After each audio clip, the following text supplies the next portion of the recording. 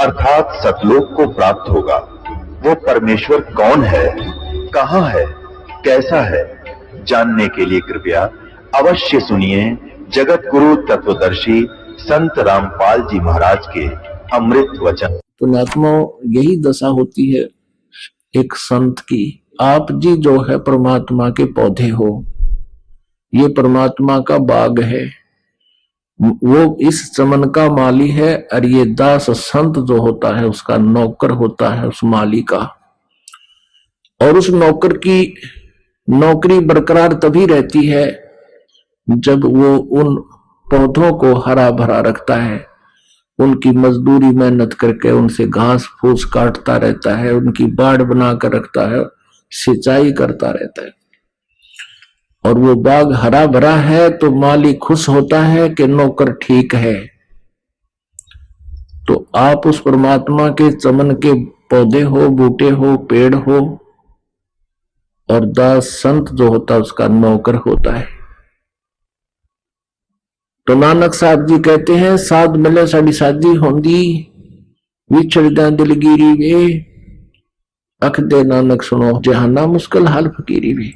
कि तुम वापस आ जाते हो तो मुझे खुशी का ठिकाना नहीं, जब तुम जाते हो इस संसार के अंदर, क्योंकि वहां किसी को भक्ति का ज्ञान नहीं, और कहीं आपको कोई भ्रमित ना कर दे, इसलिए मुझे फिर मायूसी सा जाती है।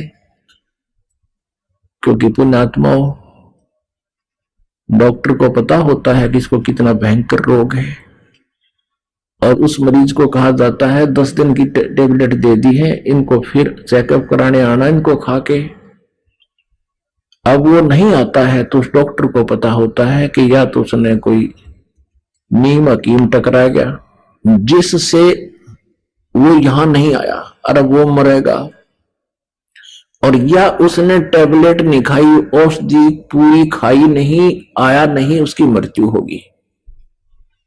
तो पुण्यात्माओं, आप जी को यहाँ जो औषधि दी जाती है, औषधि का मतलब है जन्म मरण के रोग को काटने का एक उपचार किया जाता है, सतमंत्र बताए जाते हैं, ये साधना आप करते हो और आपको बताई जाती है, और आप जाकर के नित्य नियम करते हो, भक्ति करते हो, डेली मंत्र करते हो, तो आप औषधि खा रहे हो, और आप नाम लेगे, मंत्र लेगे, मंत्र जपे नहीं, साधना करी नहीं, मर्यादा रखी नहीं, परहेज रखे नहीं, तो फिर आप नहीं आओगे यहाँ पर, क्योंकि आपको भगवान सहारा दे नहीं सकता, और आपको सुख नहीं हो जिस उद्देश्य को लेकर आए थे, मर्यादा नहीं रखोगे तो भी नहीं होगा। तो आप यहां नहीं आता जो प्राणी, इस दास को पता है कि वो काल के हत्थे चढ़ गया, या तो किसी ने मिसगाइड कर दिया है, या उसने टेबलेट खाई नहीं, यानी भक्ति नहीं की, जिस कारण से वो जिस वांछित वस्तु को चाह रहा था वो मालिक ने मौज बख्शी नहीं। परमात्मा कहते हैं, अपनी महिमा आप बताते हैं कि सतगुरु के दरबार में कमी काहे की ना, अंसा मौज नहीं पावता तेरी चूक चाकरी में। इस कबीर परमेश्वर के विधान में, कबीर परमेश्वर की डिक्शनरी में इम्पॉसिबल वर्ड नहीं है। ये वो समर्थ परमात्मा है, ये वो समर्थ परमात्मा है जिसके शब्द कोश में असंभव शब्द नहीं है, लेकिन हमें उसका लाभ नहीं प्राप्त हो पा रहा है समर्थ के दरबार में। तो हमारी कोई चूक चाकरी में, हमारी कोई पूजा सेवा श्रद्धा में कमी रहेगी। नहीं तो सतगुरु जो चावे सो कर ही, 14 कोट दूत जम डर ही, ऊत भूत जम त्रास निवारे, और चित्रगुप्त के कागज फाड़े। चित्रगुप्त के कागज फाड़ना मीन आपके प्रारब्ध के पापों को नाश कर देगा। आपके संस्कारों में किसी कारण से कोई भयंकर कष्ट हो, उसको खत्म कर देगा परमात्मा, वो कष्ट नहीं आने देगा। आपकी मृत्यु होनी हो 10, 20, 50 वर्ष की उम्र में, और आप सत भक्ति कर रहे हो तो आपकी उम्र बढ़ा देगा, ये वो परमात्मा है। और वैसे तो पुण्यात्मा एक श्वास भी नहीं ले सकते आप, यहां पर ऐसा विधान है। कहते हैं एक साधक था, एक ऋषि था, उस ऋषि को किसी अन्य एक ज्योतिष देखने वाले ने, हस्तरेखा देखने वाले ने बता दिया कि आज से चौथे दिन आपकी मृत्यु होगी। अब उसको समस्या पैदा होगी भाई। उसने कहा फिर कोई समाधान बताओ। उस ज्योतिषी ने, हस्तरेखा देखने वाले ने कहा कि चलो ब्रह्मा जी के पास चलते हैं, क्योंकि ब्रह्मा जी यहाँ की उत्पत्ति करता है, जिसे इन्हें ज्ञान है। और ब्रह्मा जी के पास गए। ब्रह्मा जी बोला भाई देखो, मैं उत्पत्ति अवश्य करता हूं, लेकिन उम्र बढ़ाना मेरे बस की बात नहीं। विष्णु जी के पास चलते, वो हमारा पालन करता है, वो ठेका ले लिया गया और तुम्हें रोटी टूका देने की ज्यादा। उसके पास गए, विष्णु जी के से प्रार्थना की कि ऐसे ऐसे एक ऋषि है और ये क्या कहता है कि मैं अपने किसी वैसे अन्य उद्देश्य से जीवन एक्सटेंशन नहीं चाहता, मैं केवल भक्ति करना चाहता हूं कि कुछ समय और मिल जाए तो मैं भक्ति कर लूं। विष्णु जी कहने लगे भाई तेरा टारगेट तो बढ़िया है, उद्देश्य तो सही है, अच्छी बात है, परोपकार का है, कोई स्वार्थ का नहीं है, लेकिन मेरे बस की बात एज एक्सटेंशन करना नहीं है, आयु वृद्धि नहीं है। भगवान शिव जी के पास चलते हैं, शंकर जी के पास, क्योंकि वो संहार करता है, वो तेरा जीवन बख्श सकते हैं। अब शंकर जी के पास गए। शंकर जी कहने लगे, से भी यही प्रार्थना की कि ऋषि की आयु 4 दिन की रहेगी और ये एक्सटेंशन चाहता है, आपके हाथ में है। शंकर भगवान कहने लगे भाई बात तो इसकी ठीक है, परंतु मैं तो जैसा आदेश, जिसका समय जब आ गया तो मैं तभी मारता हूं, ऐसे नहीं मार सकता किसी को। अब ये 3रा दिन हो गया। शंकर जी ने सलाह दी कि चलो वहां चलते हैं, कल वहां चलते हैं। कहां? धर्मराज के पास, क्योंकि वहीं से आदेश आता है किसी को मारने का। अब धर्मराज एक न्यायाधीश होता है, यहाँ काल का न्यायाधीश है वो, 21 ब्रह्मांड का। वहां गए ये चारों पांचों। कौन? एक तो व्यक्ति जो एक्सटेंशन चाहा था, आयु वृद्धि चाहा था, एक जिसने वह बताई थी अब तेरी इतनी उम्र है, 2 तीसरे ब्रह्मा जी, चौथे विष्णु और 5वें श्री शिव जी। ये पांचों पंच पहुंच गए धर्मराज के दरबार में। अब धर्मराज से कहा, हम तीनों ब्रह्मा विष्णु महेश ने कही कि हे धर्मराज, ये व्यक्ति परमार्थ के लिए कुछ समय चाहता है, इसकी आयु बढ़ा दो। और ये किस लिए चाहता है? कुछ भक्ति करना चाहता है, ये कोई किसी ऐसे वैसे उद्देश्य से नहीं एक्सटेंशन चाह रहा। अब धर्मराज ने निकाला अकाउंट, खोली वही उनकी वह अकाउंट, देखा वो समय लिखा हुआ था कि उसमें क्या लिखा था कि इसकी मृत्यु, अब वो टाइम तो उस दिन आ ही गया था, 4था दिन हो गया। उसकी मृत्यु में लिख रखा था कि इस व्यक्ति की मृत्यु धर्मराज के दरबार में होगी, होनी चाहिए, और उस समय ब्रह्मा विष्णु और शंकर और साथ में वो ज्योतिषी ये यहां उपस्थित होने चाहिए। अब धर्मराज ने तो मौका पा गया, उसी समय उसकी मृत्यु होगी, नहीं बढ़ाई। अब तीनों भगवान नाराज हो गए और कहने लगे कि तूने हमारे यहां आने की क्या इज्जत रखी,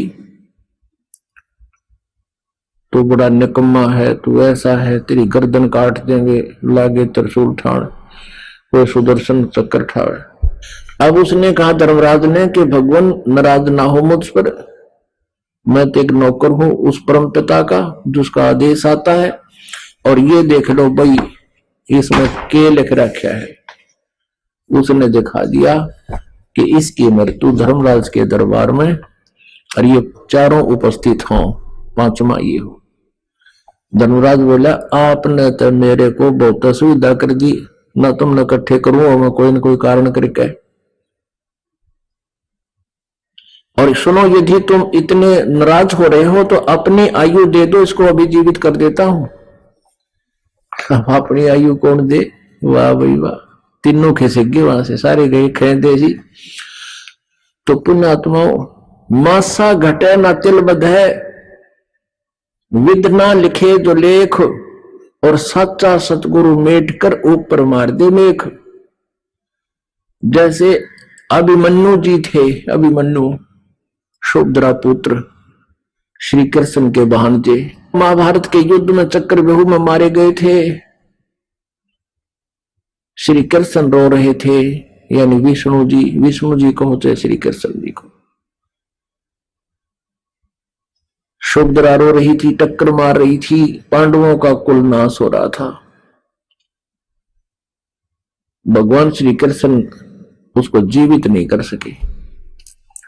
आपने एक और सुना होगा कि भगवान श्री कृष्ण और अर्जुन एक साधु भेष बनाकर राजा मोरध्वज के घर गए थे और वहां एक माया का शेर बना लिया, सिंह, और उनसे कहा था कि हमारा शेर मांस खाए मनुष्य का, और सुन ले, मनुष्य का भी आपके घर के सदस्य को खाएगा, कभी कोई पल्लेदार न पकड़ जाओ।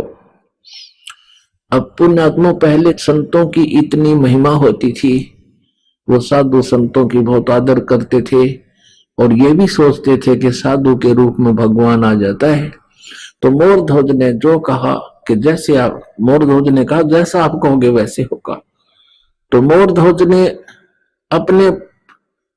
ने श्री कृष्ण जी के कहने से कि अपने पुत्र को काट के मेरे शेर को, सिंह को खिला दे। दोनों पति पत्नी ने बच्चे को आरे से चीरना शुरू कर दिया, काट दिया, आर पार कर दिया और उसको जीवित कर दिया श्री कृष्ण जी ने। अब ये क्या कारण? जब तक इन किसी प्राणी के श्वास हैं तो उसको ये जीवित कर सकते हैं, अगर उसकी आयु नहीं है तो जीवित नहीं कर सकते। तो यही कारण था कि अभिमन्यु की आयु शेष नहीं थी, उसकी मृत्यु संस्कार इतना ही था उसका जीवन, और ताम्रध्वज की आयु शेष थी, उसको काट के जीवित कर देना इनके लिए कोई बड़ी बात नहीं, भगवानों की सिद्धि है। जैसे एक समय एक कश्यप नाम के ऋषि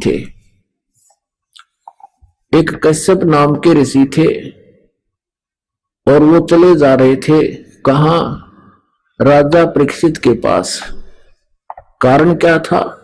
उसको पता लग गया था कि राजा परीक्षित को 7वें दिन सर्प डसेगा, और वो भी तक्षक, यानी बहुत भयंकर, इन तक्षक सांप बहुत भयंकर विष वाला। और उस तक्षक को पता लग गया कि कश्यप ऋषि आ रहे हैं, और सुना है कि वो उद्देश्य क्या लेके आ रहे हैं कि मैं उस ऋषि को डसूंगा, ये जीवित करेगा। और मेरे को आदेश मिला है एक अन्य ऋषि का कि तुझे तक्षक डसेगा परीक्षित, और मैंने नहीं डसा, तक्षक सोच रहा है, तो वो ऋषि मुझे श्राप देगा। इस डर से उसने कश्यप ऋषि से पूछा, हे ऋषि जी आप कहां जा रहे हो? मानव शरीर धारण करके सर्प ने पूछा। कश्यप ने कहा कि मैं जा रहा हूं राजा परीक्षित के पास। उद्देश्य क्या है? उद्देश्य यह है कि उसको तक्षक सर्प डसेगा और मैं उसको जीवित कर दूंगा, जिससे राजा मुझे घना धन दे देगा, मुझे बहुत धन देगा। इस उद्देश्य से जा रहा हूं। तक्षक ने कहा कि मैं वही तक्षक हूं और आप वहां ना जाओ, मैं आपको धन दे दूंगा, मेरे पास बहुत हीरे मणि जवाहरात हैं, तुझे दे दूंगा, तो उसको जीवित ना करना। तो कश्यप ऋषि कहने लगे कि मैं उनको जीवित अवश्य करूंगा, क्योंकि बहुत अच्छे राजा हैं, और जो धन राजा देगा वो तू नहीं दे सकता। अब तक्षक कहने लगा, भाई तू एक परीक्षा करा दे मेरे को, मैं इस पेड़ को डस दूंगा। एक वृक्ष था, हरा भरा मोटा तगड़ा, और ये कति जल जाएगा, सूख जाएगा 1 सेकंड में, तो इसको फिर हरा भरा करके दिखा दे, मैं मान जाऊंगा। वो कहने लगा कश्यप के कर तू डस। अब तक्षक ने उसको डंक मार दिया वृक्ष को, वो एकदम सारा काला हो गया और कति जल गया, सूख गया। कश्यप ऋषि ने अपने मंत्र से उस पर मंत्र बोलकर जल छिड़क दिया, वो वैसा ही हरा भरा हो गया। तब तक सक हाथ जोड़ कर खड़ा हो गया, ऋषि जी वहां ना जा तू, और ये मैं तेरे को धन दे दूंगा, मान जा मेरी बात। अब कश्यप ऋषि ने देखा ध्यान से कि उसने सोचा यूं तो देख लो उस परीक्षित की आयु भी शेष है कि नहीं। तो क्या देखा उसने, अपनी दिव्य दृष्टि से सिद्धि होती है,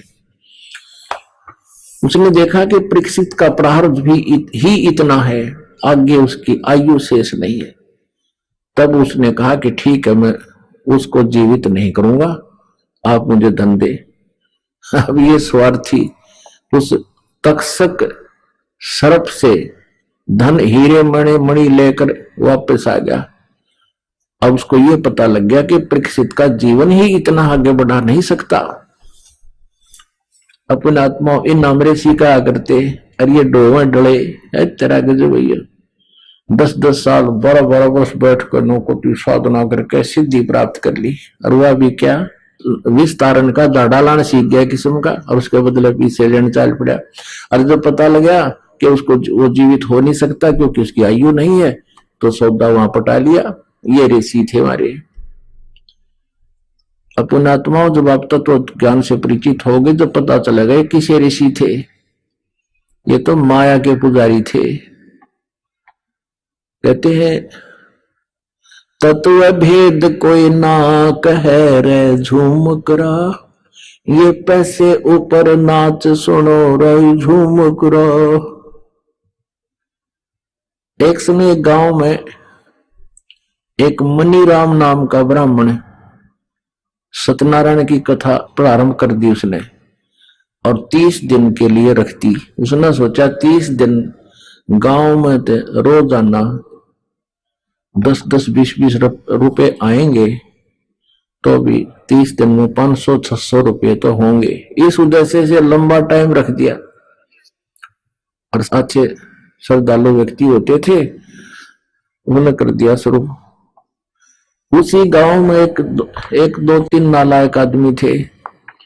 उन्होंने सोचा कि भी यो ब्राह्मण 30 दिन हो गए, इसने गांव से पैसे लेकर जाएगा, जिस दिन उसकी कथा का भोग पड़ना था 30 दिन के बाद, उस दिन उस सारे महीने में 30 दिन में मनीराम ब्राह्मण को केवल 30 रुपए ही दक्षिणा आई।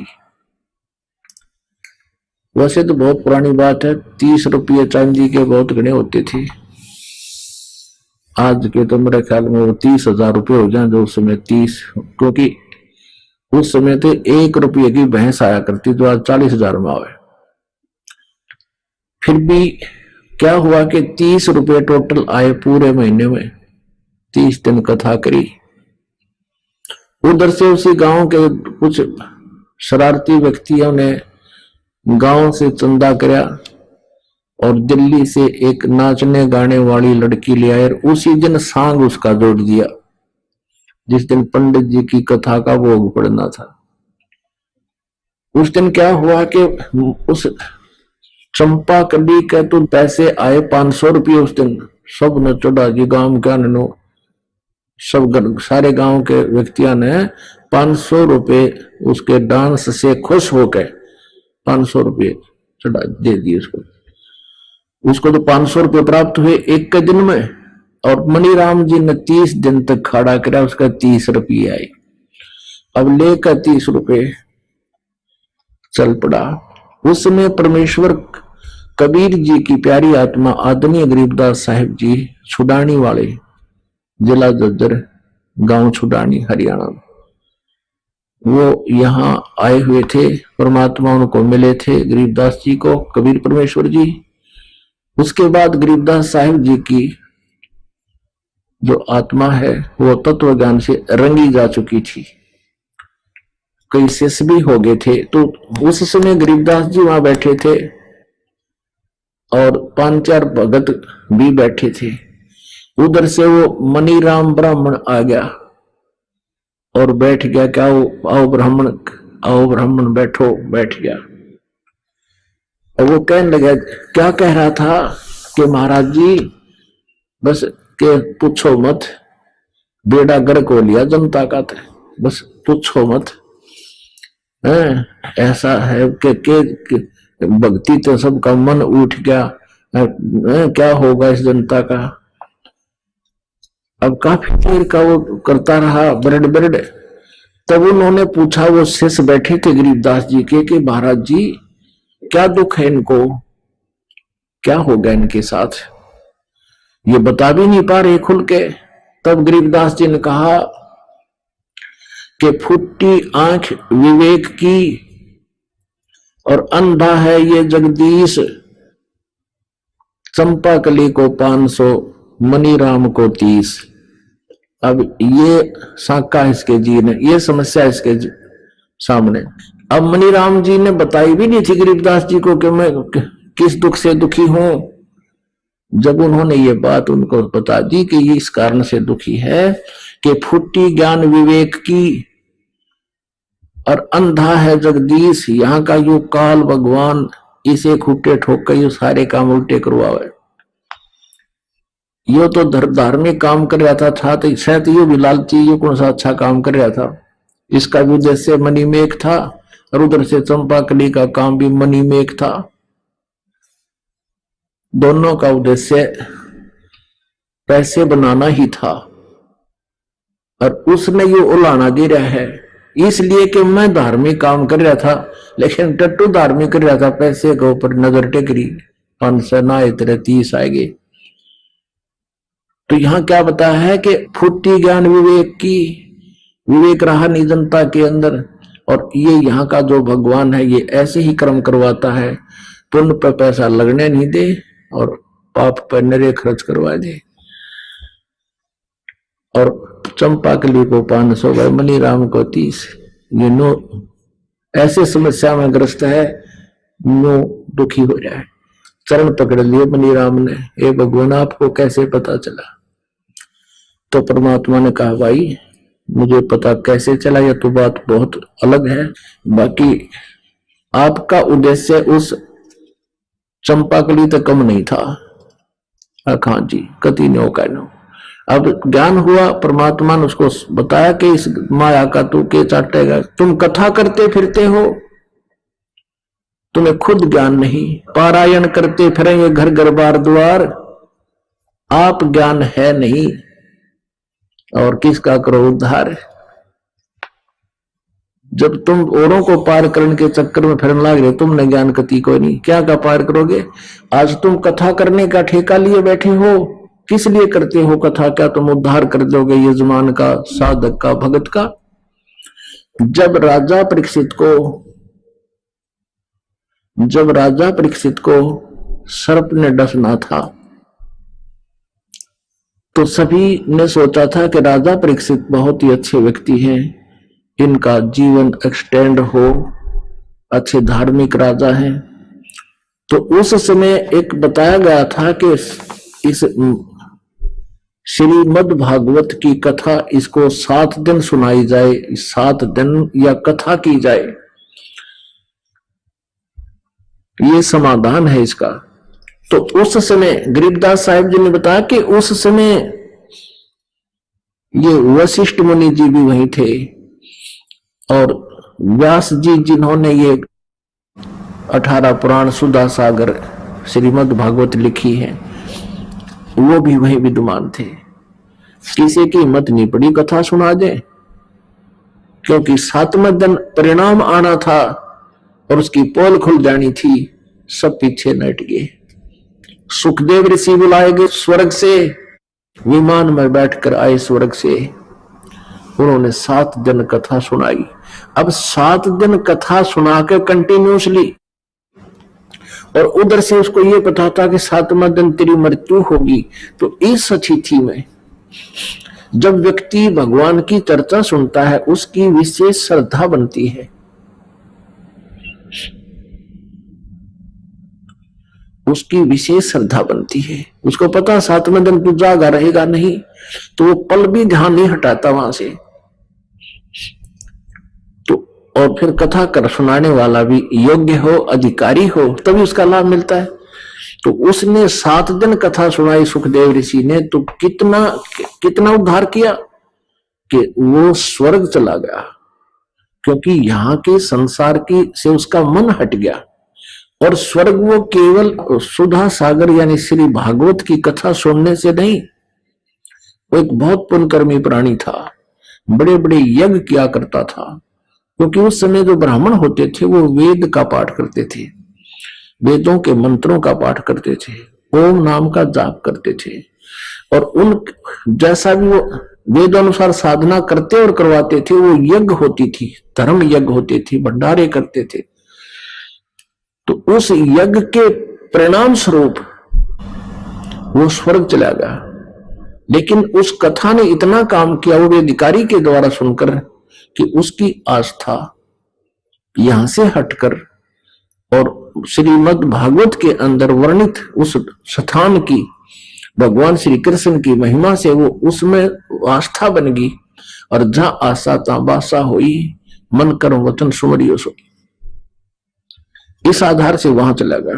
तो इन कथाओं से हमने पुण्यात्माओं एक बहुत निष्कर्ष निकालना अच्छा, और अपने जीवन को उसी तरह ढालना है। अब जैसे जैसे इन अब किसी ने देख ले मेरे गुरु बन गए, मैं भी तो तुम्हारे पाठ कर दूंगा, कोई काख में पोथी दे और चल पड़ा है, मैं भी पाठ कर दूंगा। क्यों चल पड़ते हैं? क्योंकि उनको पता है पैसे चाहिए, और श्रद्धालुओं ने साधना करवानी है, अनुष्ठान करवाना है, और वो स्वयं ज्ञान से अपरिचित है श्रद्धालु, इसलिए इन नकली गुरुओं का और पाठकरणियों का दाव लगा हुआ है। ये तो ऐसे पाठकरणियां हैं। एक बार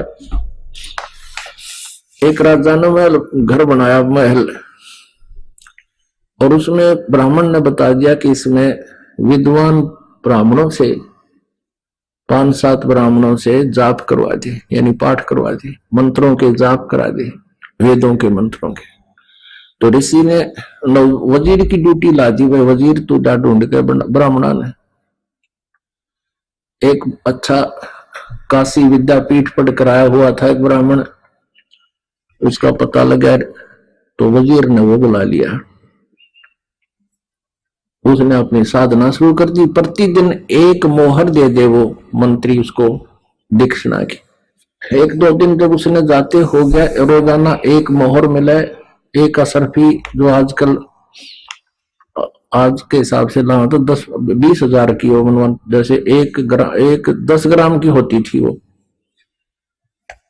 आजकल तो 26,000 रुपये 25,000 रुपये तोड़ा हो रहा है। तो वो एक असरफी यानी एक मोहर लेकर आवे डेली।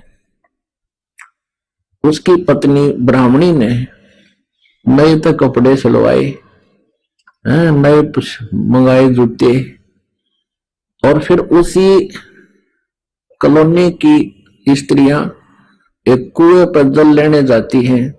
तब वहां देखती हैं एक दूसरे को कि इसमें क्या परिवर्तन किस कारण से हुआ। बड़े सुंदर कपड़े पहन रही है, अच्छे बढ़िया जूते पहन रही है। पूछा उसने दूसरी ब्राह्मणी ने, क्या कारण है, आपने तो बड़े अच्छे कपड़े पहन रखे।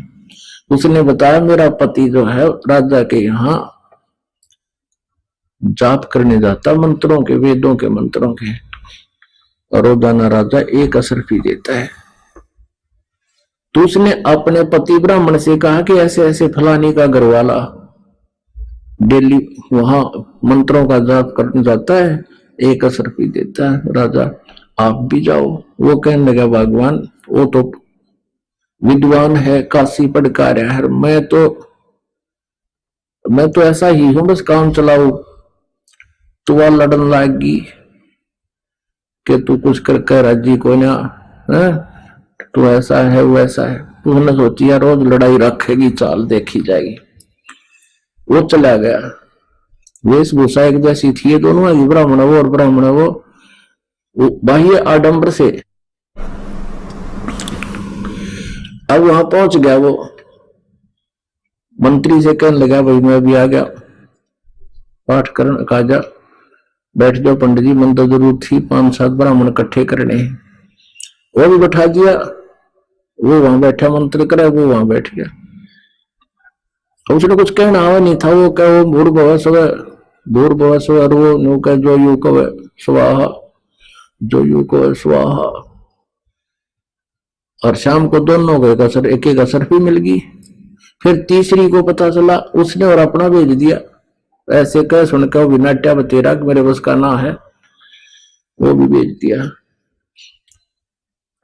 अब वो जाकर बैठ गया। तीसरा भी कहने लगा मैं भी ब्राह्मण हूँ मंत्री जी। मंत्री जी बोले भाई ठीक है, आजा बैठ जाए यहाँ पर। बड़ी दया करी भगवान ने, देख आप ब्राह्मण भेज दिए, मंत्र ढूंढ के लेने थे। अब वो पहला तो अपना मंत्र ठीक बोलता है, दूसरा कहता है जो यो को स्वाहा, जो यो को स्वाहा। तीसरा बैठ के नो कहने लगा कब तक निम्बेगी स्वाहा, कब तक निम्बेगी स्वाहा, यानी कदे तो मेरा पट्टेगा, पिट्टा भी गए। फिर एक चौथी को पता लगा कुएं पे कैसे ऐसे होगा, उनको पैसे मिलते हैं। वो चौथी ने अपना भेज दिया। वो भी नाटा की नहीं पार पड़ेगी वहां पर, वो बोली तुम ऐसे ही करते हो, ये है, वो भी चला गया। उसको ही बैठा दिया। अब पहले वाला तो अपने मंत्र जाप करके करता स्वाहा, दूसरा कहता जो स्वाहा, तीसरा कहता कब तक निम्बेगी स्वाहा, चौथा बोला न बन जाए जब तक निम्बेगी स्वाहा, यानी जब तक दाव लग रहा है लगा रहने दे स्वाहा। इन स्वा स्वा कहना, यानी कहने का भाव है कि ऐसी स्थिति आगी भक्ति से दूर होकर। तो क्या परमात्मा जो हमें बताना चाहते हैं कि कबीर परमेश्वर वो समृद्ध शक्ति है, उन्होंने अपनी महिमा अप बताई, और जब वो परखे तो पूर्ण पाई। उनको जब हमने परमात्मा को पहचाना और उससे जो सुना था, उससे जो लाभ उससे भी ज्यादा मिला, तो परमात्मा की महिमा को खरा पाया। तो उन्होंने वो समर्थ शक्ति है, उनके शब्द कोश में इम्पॉसिबल वर्ड नहीं है। सतगुरु जो चावे सो कर ही, 14 कोट दूत जम डर ही, ऊत भूत जम त्रास निवारे, चित्रगुप्त के कागज पाड़े। अब उस समर्थ शक्ति की महिमा आपको बताते हैं। अब पुण्यात्मा, एक तो परमात्मा हमें ये बताना चाहते हैं कि मानुष जन्म पाकर जो नहीं रटे हरि नाम, और जैसे कुआ जल बना फिर बनवाया के काम। इस मनुष्य जीवन का यदि कोई उपयोग है, इसका लाभ है, तो केवल परमात्मा प्राप्ति है, अन्यथा इसका कोई यूज नहीं। जो कार्य मनुष्य जीवन में हम कर रहे हैं वो पशु पक्षी भी करते हैं, हमसे भी ज्यादा प्यार से वो अपने बच्चों का पालन करते हैं, प्रजनन करते हैं, और यही क्रिया केवल हम ही करके मर जाते हैं। तो हमारे जैसा नालायक कोई को ना। अब ज्ञान हुआ भगवान की भक्ति से, तो प्रसंग जो चल रहा है, अब जो विषय चल रहा है कि वो समृद्ध शक्ति के दरबार में किसी वस्तु की कमी नहीं। यदि आप जी को लाभ नहीं मिल रहा है तो आपकी चूक चाकरी में, यानी आपकी कोई सेवा सिमरन भक्ति में श्रद्धा में कोई त्रुटि, उसको ठीक करो, फिर देखो कैसे ना लाभ हो। अब ये वो परमात्मा है कि मासा घटे ना चल बध है, विध ना लिखे जो लेख, और सच्चा सतगुरु मेठ के ऊपर मारे मेघ। हमारे पास, इस दास के पास ऐसे हजारों पत्र प्राप्त हैं जिनमें ऐसी ऐसी उन्होंने अपनी दुख दर्द भरी कहानी लिखी है। एक ने बताया कि मेरे को एक ज्योतिषी ने बता दिया, हस्तरेखा पामिष्ट ने बता दिया कि जब तू 27 वर्ष का हो जाएगा तेरी मृत्यु होगी। मुझे चिंता बन गई। मैंने एक और दूसरे पामिष्ट से दिखाया, उसने भी यही बताया। मेरा और कलेजा पकड़ा गया, मर गया भाई। उम्र मेरी उसमें 20-21 वर्ष की, मुझसे नहीं रहा गया। मैंने पूछा भी कोई और ज्योतिषी है, कहीं किसी से जिक्र किया, तो तीसरा बताया कि बिल्कुल सब सच बता देता। उससे पूछा, उसने भी यही बताया कि तेरी तो 27 साल की आयु है। अब मैंने सोचा भी मर गया तू तो, बात बिगड़ गई। घर वाले का तू ब्याह करवा ले, शादी करवा, और मैं नाटू ना नो बताऊं किस कारण से मना करता हूं कि कहीं इनको भी चिंता हो जा, मैं तो दुखी हूं ही हूं। ऐसे कति बिल्कुल खाना पीना भी छूट गया। ऐसे ही उसने सत्संग सुना एक दिन, किसी भक्त ने बताया कि तू क्या तकलीफ है तेरे, उसको भी नहीं बताया, कहीं घर वालों को बता दे, चिंता में मर गया। कहने लगा मेरे कोई तकलीफ है भाई, मैं ठीक नहीं हो रहा, इलाज करवा ले कहीं से। भक्त ने कहा कि इलाज मैंने सारा करा लिया, कोई आराम नहीं होता। तो उसने कहा हमारे गुरु जी के पास चल, उपदेश ले ले। वो जो उन पामिष्टों से हाथ दिखा कर आया था, उसने उस भविष्य बता रखा था, वो कहने लगा मेरी बीमारी का इलाज इस पृथ्वी पर कोई ना। उसने कहा भी हमारे गुरु जी के पास तो बीमारी बात बता का है, परमात्मा कबीर जी का, कबीर जी जो ना उम्र भी बढ़ा देते हैं। वो कहने लगा सच्ची है, कहा सच्ची, क्या सच्ची बात है, कहा सच्ची बात। उसके कहने से उसको कुछ आशा हुई कि मैं चल देखता हूं, आ गया, सत्संग सुना। एक दो परमात्मा की कृपा से उसने बताया नहीं किसी को अपनी कि उसके साथ क्या हो रहा था। एक आधे और को जो वो भगत जानता था कि देख इससे पूछ ले इसकी कैसे मृत्यु बता रखी थी, उसने बताया कि मेरे को यम के दूत ले गए, जो पानिष्ठ से हाथ दिखा रहा था उसको भगत बता रहा है को, और मेरा समय पूरा हो गया था, मुझे यम के दूत लेने आ गए, मुझे जबरदस्ती ले गए ऊपर, नाम ले रखा था। ऊपर जाकर देखा, धर्मराज ने निकाला मेरा अकाउंट, कहने लगा भाई इसकी उम्र तो बिल्कुल इतनी ही है, इसको पटक दो नरक में। उसी समय परमात्मा इस दास के रूप में पहुंच गए कि खबरदार छोड़ो इसको। धर्मराज कहने लगा जी मेरे इसमें अकाउंट में तो इतनी उम्र है इसकी, बोला तेरे अकाउंट में मैं आप पूरा कर दूंगा, इधर छोड़ो। तो धर्मराज ने देखा कि उसके उस अकाउंट में, उसके खाते में उसकी 80 वर्ष की आयु होगी, कहाँ 30 वर्ष की आयु में मृत्यु को प्राप्त हो रहा था। कहता मैं वापस आया, छोड़ दिया, और वापस आया तो मेरे हाथ पैर काम नहीं करे। ये निंद्रा की बात है, मतलब रात्रि के सोपन है, मेरे हाथ पैर काम नहीं करे। 1 घंटे के बाद मेरे हाथ धीरे धीरे हलन लगे, मेरा शरीर कतीनों पसीना पसीना हो रहा। यदि ऐसी स्थिति ना होती तो मैं ये सोचता मैंने सपना देखा है। तो पुण्यात्माओं उसका यकीन हुआ, उपदेश लिया, उसके बाद उसके कोई तकलीफ नहीं हुई, और 27 साल भी पूरा कर गया, शादी करवा ली। उसके बाद ब्याह करवा कर डची नहीं बात, 27 साल पूरे हो लिए। फिर वो पामिष्ट के घर गया, क्योंकि ये गलती है हमारे अंदर, त्रुटि है। वो पामिष्ट को दिखाने का दूसरे उपदेश लेने के बाद, पामिष्ट दूसरे पामिष्ट से, तीसरे चौथे से उसने दिखाया कि भी तेरी तो आयु बढ़ गई, तेरी आयु तो बहुत लंबी है। फिर वो गया उन्हीं के पास पहले जिसको दिखाया था, उसको उनको पता नहीं था, वो पहले भी हाथ दिखा कर जा रहा है। वो कहने लगे तेरी उम्र तो काफी अच्छी लंबी है, वृद्ध होकर मरेगा। तो तब उसने उन मिस्टर पामिष्ट से कहा कि आप उस दिन मेरे 27 साल की उम्र बता रहे थे। तो वो कहने लगा भाई तेरी 27 साल की होगी तो हमने बता दी तेरी रेखा में, पर आज 27 की नहीं है, आज तो बहुत बड़ी 80-85 साल की। तब कहने लगा भगत कह रहा था मैंने ज्योतिषी से कहा कि आजा तो भी नाम ले ले। देखो ज्योतिषी क्या होता है, वो बता सकता है कि तेरी इतनी भाग्य में ये इतनी उम्र है और तुझे इतना धन प्राप्त हो सकता है, संपत्ति प्राप्त हो सकती है तेरे जीवन में, लेकिन वो उसमें कम बत्ती नहीं कर सकता, वो बढ़ा नहीं सकता।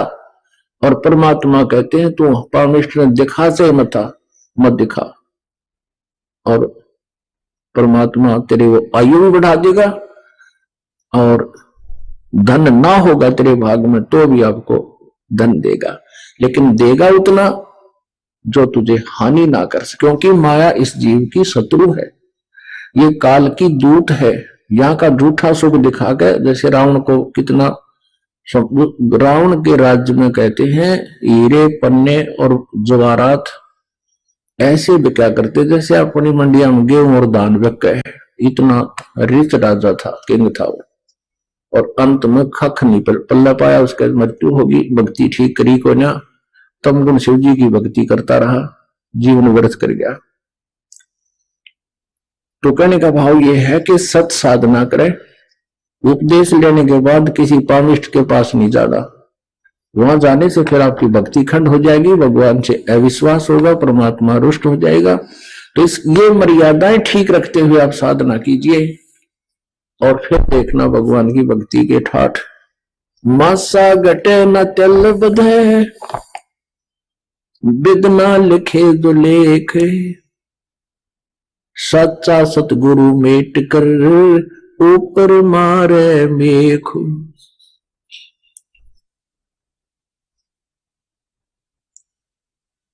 अपने आत्मा एक समय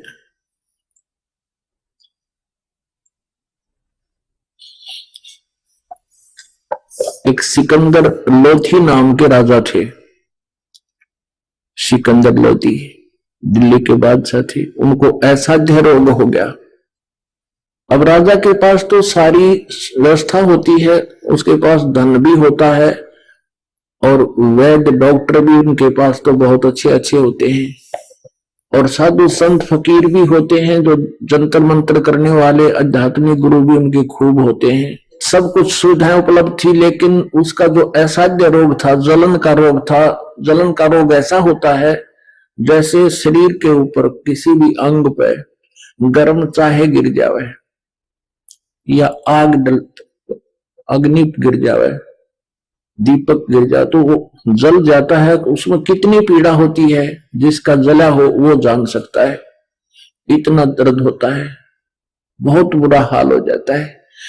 और जलन का रोग ऐसा ही दर्द पीड़ा युक्त होता है, लेकिन उस पर जला हुआ ऊपर से नजर नहीं आता कि इसका कहीं से जल गया है। इतनी भयंकर पीड़ा से वो पीड़ित था सिकंदर लोधी। सब जगह इलाज करा लिया, सब जगह। अब राजा के पास तो एक वैद्य की जरूरत पड़े, 4 इकट्ठे कर दे मंत्री लाके, और मुंह मांगा इनाम बोल दिया कि जो मुझे स्वस्थ कर देगा उसको मुंह मांगा इनाम, जो पैसे लेगा वो एक्स्ट्रा दूंगा। अब वैद्यों ने बता दिया कि राजन, हमने आज तक जिसका ट्रीटमेंट किया उसका रोग नहीं छोड़ा, लेकिन आपके ऊपर हमारी कोई भी औषधि काम नहीं करी।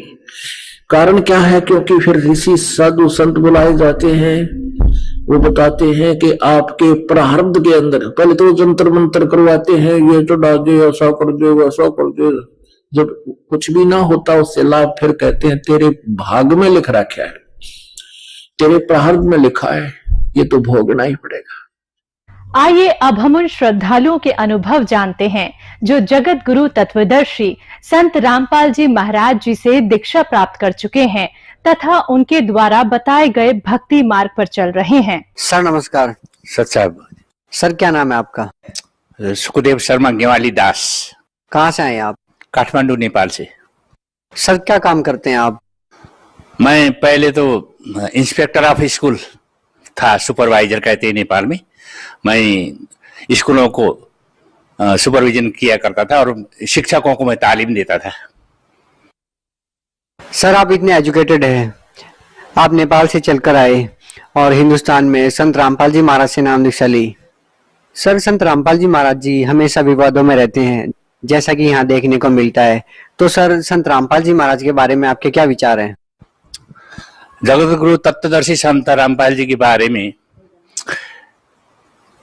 हमारा विचार ये है कि अभी तक हमने जो शास्त्री पास किया है, मैं संस्कृत का विद्यार्थी होने के नाते हमने शास्त्री पास किया। शास्त्री पास करते करते हमने इतने ग्रंथ टटोले, इतने ग्रंथों में पढ़ा, तो उन ग्रंथों में तत्वदर्शी की बात भी आती थी और बड़े बड़े संत महर्षियों की बात भी आती थी, महंतों की बात भी आती थी। उससे पहले पहले आकर के यही हिंदुस्तान में आकर के हमने संस्कृत की शिक्षा दीक्षा ली। यहाँ मैं हाई स्कूल का टीचर भी बना। तो मैं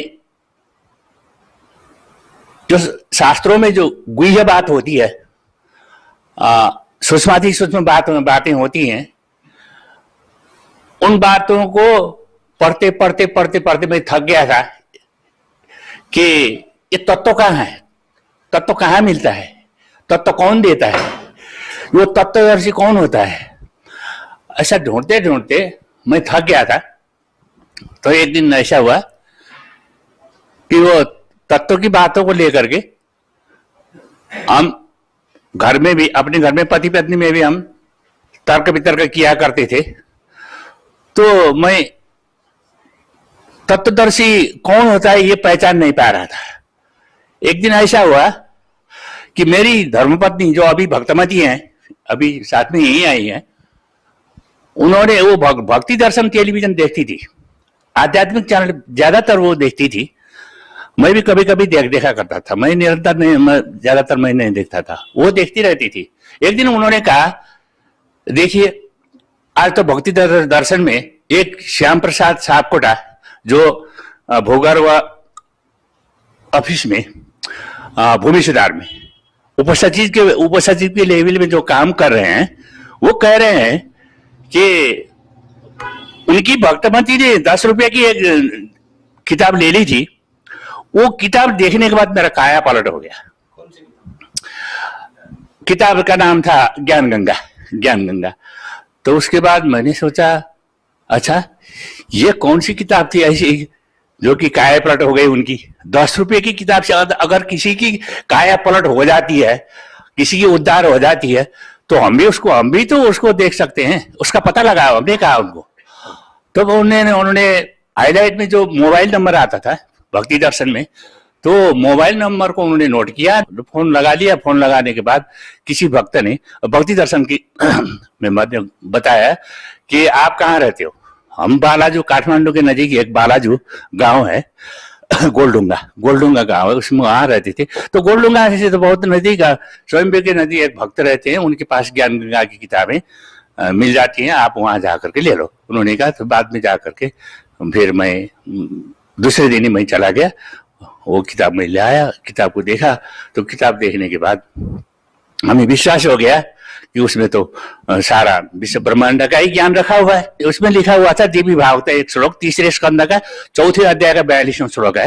वो श्लोक मुझे याद है, ब्रह्मामीश्वर किलते प्रभावात सर्वे वयम जनियुता नयदातु नित्या केन्येषुरा शतमख प्रमुखास्त नित्या त्वमेव जननी प्रकृति। इसमें लिखा है, उसमें एक वाक्य आता है, सर्वे वयम जनियुता। ब्रह्मा विष्णु शंकर तीनों मिल करके भगवती के पास जाकर, दुर्गा के पास, शेरा वाली जो दुर्गा है उनके पास जाकर के उन्होंने कहा कि भगवती माता, हे भगवती, सर्वे जन, अगर हम मरणशील हैं, हम इतने सबसे बड़े हम देवता हैं, हम ही मरणशील हैं, तो इस दुनिया में और कौन होगा जो नाशवान नहीं है। तो जो नाशवान है वो तो आप ही हैं, सतत सदा रहने वाली तो आप ही है। गाकर इस प्रकार उन्होंने जो प्रार्थना किया हुआ जो श्लोक हमें मिला, तो उसी श्लोक से हमें बहुत ज्ञान की इच्छा हुई, आगे बढ़ने की इच्छा हुई, खोज करने की इच्छा हुई, अनुसंधान करने की इच्छा हुई। तो करते करते हम ज्ञान गंगा को पढ़ते गए। फिर वेद के करने गए, हमारे सदगुरु रामपाल जी महाराज जी ने जो वेद के चारों वेद की जो कंडिकाएं दे रखी है, उस श्लोक नहीं कहते, वेद की कंडिका कहते हैं, कंडिका को दे रखी है। चारों वेदों के श्लोक को हमने पढ़ा। तो उसके बाद हमने ये फैसला किया कि हाँ, इससे अलावा और कोई वो नहीं है। सर, आपने संस्कृत में एमए की है। संत रामपाल जी महाराज पर कुछ लोगों का आरोप है कि संत रामपाल जी महाराज अर्थों का अनर्थ कर देते हैं। आप तो संस्कृत में एमए हैं, आपने संस्कृत को बहुत बारीकी से समझा है, तो सर आपके क्या विचार है संत रामपाल जी महाराज के बारे में? उन लोगों को ये भी पता नहीं है कि तत्वदर्शी संत क्या होता है और किसको भगवत प्राप्ति, जिसने भगवत प्राप्ति नहीं किया हो वो वेद को समझ भी नहीं सकता और समझा भी नहीं सकता। इसीलिए मुझे तो ये विश्वास हो गया कि हमारे संत जगतगुरु तत्वदर्शी संत रामपाल जी महाराज को भगवत प्राप्ति भी हुई है, पूर्ण ब्रह्म परमेश्वर भगवान ने दर्शन भी दिया है, उसके बाद ही वो तत्वदर्शी संत बने हैं। तत्वदर्शी संत की उदय सदा नहीं होती, करोड़ों वर्ष में एक आध बार ही होता है। ये हमारा सौभाग्य है कि 600 वर्ष कबीर परमेश्वर का बनारस में आए थे। उसके बाद फिर अभी हमारे देखने में तो हमारा जो चर्म चक्षु है, चर्म का होता है ये चमड़े की चक्षु है, आंख है, उस आंख से तो हम उनको देखते हैं, हमारी तरह देखते हैं, तो वो चर्म चक्षु से उनका भी चर्म ही है, देखने में चर्म है, लेकिन वो साक्षात ईश्वर है। साक्षात ईश्वर वेद ने ही प्रसिद्ध किया है, क्योंकि वेद ज्ञानपरक ग्रंथ है। वेद में भ्रामक बातें नहीं होती है। वेद में जो कुछ लिखा है वो सत्य लिखा है, उसी सत्य के आधार पर ही और भगवान का भेद भी वेद में ही है। इस वेद से भगवान मिलते तो नहीं है, सूक्ष्म वेद में जाकर के ही वो मिलते हैं। फिर भी हमारे जो तत्वदर्शी संत रामपाल जी महाराज हैं, इन वेदों का संपूर्ण निचोड़ निकालने के लिए जो यहाँ अवतरण हुआ है उनका, वो साक्षात ईश्वर के रूप में अवतार हुआ है, पूर्ण ब्रह्म परमेश्वर के रूप में अवतार हुआ है, कबीर परमेश्वर के रूप में अवतार हुआ है। इसके अलावा इस विश्व ब्रह्मांड में कहीं भी कोई भी विकल्प नहीं है। पर ब्रह्म से आपका ये कहना है कि संत रामपाल जी महाराज ही तत्वदर्शी संत है? कोई भी इसका खंडन नहीं कर सकता है। अगर खंडन करता है तो वो हमारी भी तत्वदर्शी संत क्या, उनके हम जो कुट्टी है, हम जो दास हैं, हमारे पास आए, हम भी उसको उत्तर देने को हम तैयार हैं, दे सकते हैं। चाहे कहीं भी जाए, विश्व में कहीं भी जाकर के हम जवाब दे सकते हैं उसको कि इनके अलावा कोई परमेश्वर नहीं है। इन्होंने जो समझा है ठीक समझा है, वही यह शास्त्र विधि वर्तते ही काम कारत न सिद्धिम मवाप्नोति न सुखम।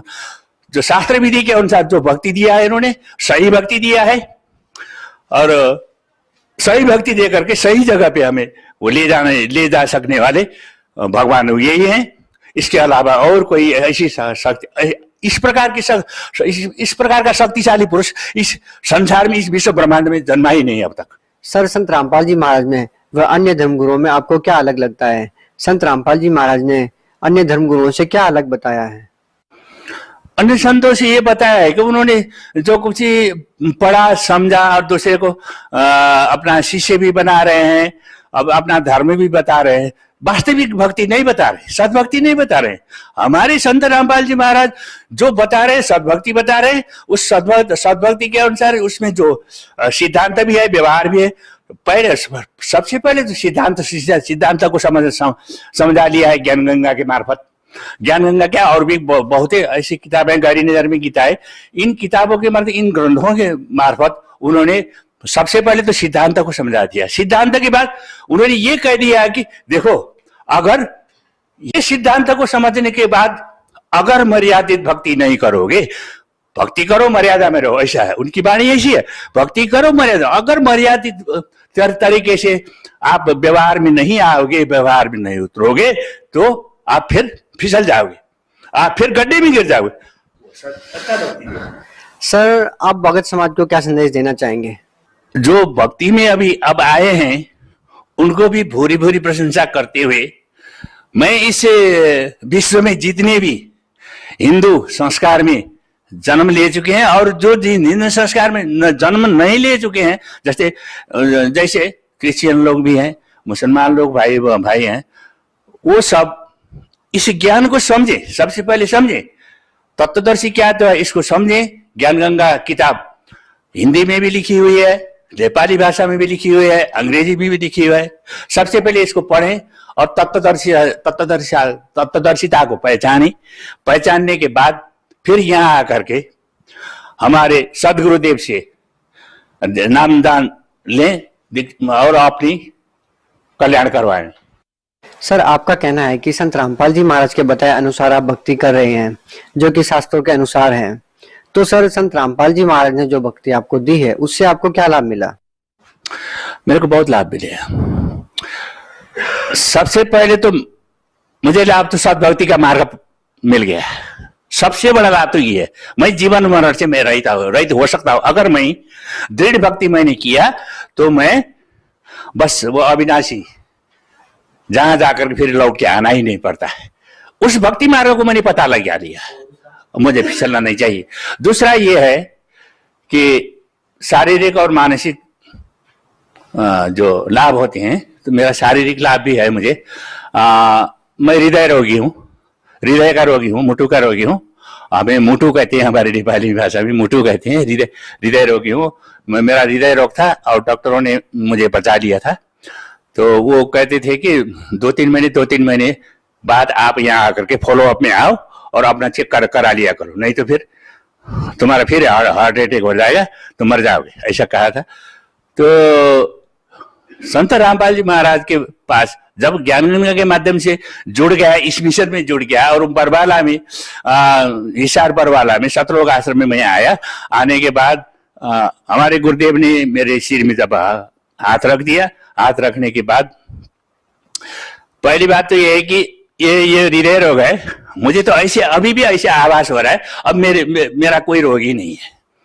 खास दवा तो हमें ये मिल गया है कि भगवान ने साक्षात पूर्ण ब्रह्म परमेश्वर ने हमारे सिर में जब हाथ रख दिया, उसके बाद मैं स्वस्थ हो गया हूँ। मुझे कोई चिंता भी नहीं है, संपूर्ण चिंता से दूर हो गया हूँ। और इसके बाद शारीरिक रोग है, ये सर्दी जुकाम बहुत लगता था हमें, सुबह से शाम तक छी करता, छींकें आती रहती थी, वो बंद हो गया। मुझे दमा होता था, मेरे पिताजी 60 वर्ष में गुजर गए दमा के कारण। मुझे वही दवा, क्योंकि वो हेरिडिटी होती है ना, हेरिडिटी के कारण मुझे भी दमा हो गया था। दमा अब नहीं है, बिल्कुल शून्य अवस्था में। कितनी उम्र होगी आपकी? मैं 71 साल का हो गया, 71। इसके बाद मेरे शरीर में एलर्जी होता था। मैं जब भी स्नान करता था, सवेरे उठ करके 4 बजे उठ करके धोती लगाना, पाठ पूजा करना, ये सब करता था, और बहुत छी करता रहता था। एलर्जी होता था, तो एलर्जी की दवाई हर रोज मैं लगाता था। अब मैं एलर्जी का दवाई मैं शरीर में कभी भी नहीं लगाता। हमारे गुरुदेव की संस्कारी ऐसी है, सभी को बेटे का संबोधन करते हैं, आशीर्वाद भी देते हैं, बड़े सहज स्वभाव है, उज्जवल प्रतिभा है, तो कोई भी भेदभाव नहीं है। देखिए ये जो भेदभाव जो है ना, वेद में कहीं भी भेदभाव नहीं। ये पौराणिक काल में आकर के ये भेदभाव, धार्मिक भेदभाव शुरू हुआ।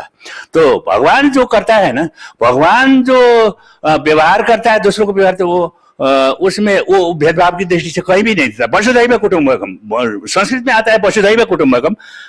वसुधाई संसारी, हमारा कुटुंब बराबर है, परिवार बराबर है। यही दृष्टिकोण हमारे सदगुरु रामपाल जी महाराज के मस्तिष्क में रहता है। और सभी को अपने बच्चे की तरह समझते हैं, सभी को सत्कर्म में लगाते हैं। वो कहते हैं कि बार बार कहते हैं कि तुम मर्यादित काम करो, मर्यादा में रहो, और भक्ति करो, मर्यादा में रहो, और कर्म करने की सभी छूट है। और जो खाने का चीज है वो खाओ, न खाने वाला चीज मत खाओ। बस इतना ही वो संदेश देते हैं। कुछ लेते नहीं है, खाली देते हैं, केवल देते हैं। वो देना तो जानते हैं, लेना कुछ नहीं जानते। इसलिए वो सभी को बच्चे मानकर वो शिक्षा दीक्षा दे रही। जी धन्यवाद सर साहब।